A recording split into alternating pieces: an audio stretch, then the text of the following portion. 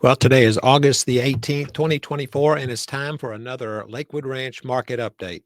Hello, I'm Mark Boehmig with Michael Saunders and Company. In this channel, Living in Lakewood Ranch, we cover all the areas around Lakewood Ranch, from Bradenton to Sarasota and Siesta Key up to Anna Maria Island.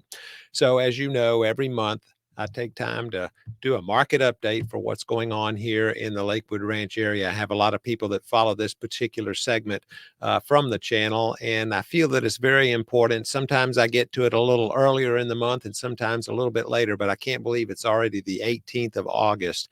Where has this year gone? Well, real estate is continuing to change. The new NAR rules are going to have some effect, I think, on what happens in the future, but I think the most off results are going to be that things are going to relatively remain stable. I think buyers are still going to want representation, and I think sellers are still going to want the largest number of people coming to see their properties. So today, let's go over what's going on here in the market in the Lakewood Ranch area. Now, this is going to be for zip codes 34202 and for 34211. So let me show this to you.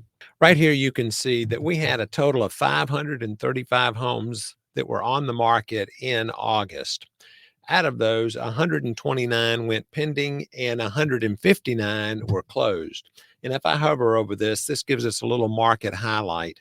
It says we're down 4% on the homes for sale from last month, but we're up 112% from a year ago. So a lot more people are putting their house on the market.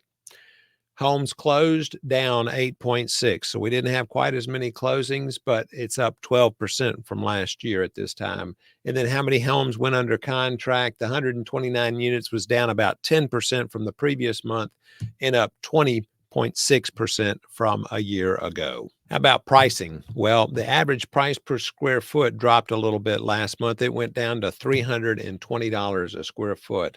That's down 11.4 from last month and down 5.9 from a year ago. So we figure anywhere between 5 and 6% is relatively stable, whether it's plus or minus. So year over year, it's at 5.9%. How about days on market? Well, they're remaining a little bit high, in my opinion. 72 days on market is what it's taking to sell a house now.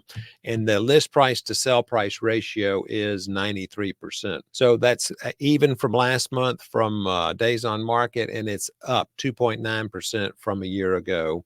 And then the list price is remaining relatively stable, up 1.1 from last month and down 2.1 from a year ago. How about our pricing for the homes being listed and sold? So the average list price was $1,054,000. The average sold price was $817,000, and the median sold price was $695,000. So it looks like that's down in each one of those segments from not only last month, but from the year previous. How about inventory? Well, we're at 3.4 months of inventory. So if we'd have taken that number that was back over here, the 159 sold, and divided it by the 535, that's probably going to come out to right at 3.1 months supply of inventory. And that too is remaining relatively stable now. Up 9.7 from last month, but up 89% from last year. So we do have more inventory.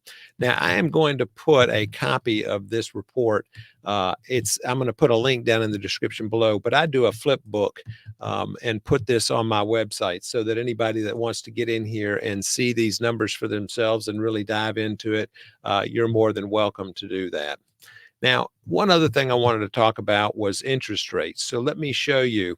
I saw an article in the Wall Street Journal that said interest rates are falling. Well, I don't know if it going from 7 to 6.5 is falling, but it definitely is headed in the right direction.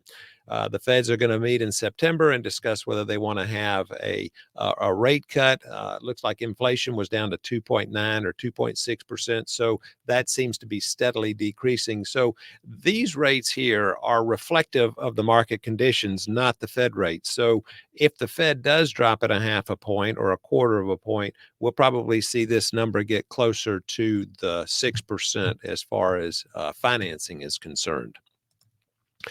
So I hope you got value out of this video. I really appreciate the people that stick around and watch the Living in Lakewood Ranch YouTube channel. It really means a lot to me, and I appreciate your comments. And if you find yourself coming to the Lakewood Ranch area and you're thinking about making a purchase, I'd love to help you through that transition. It's a lot more than just putting in an offer on a home. So we pride ourselves in being experts when it comes to listing property and selling property as well. Mark Boehmig, Michael Saunders and Company.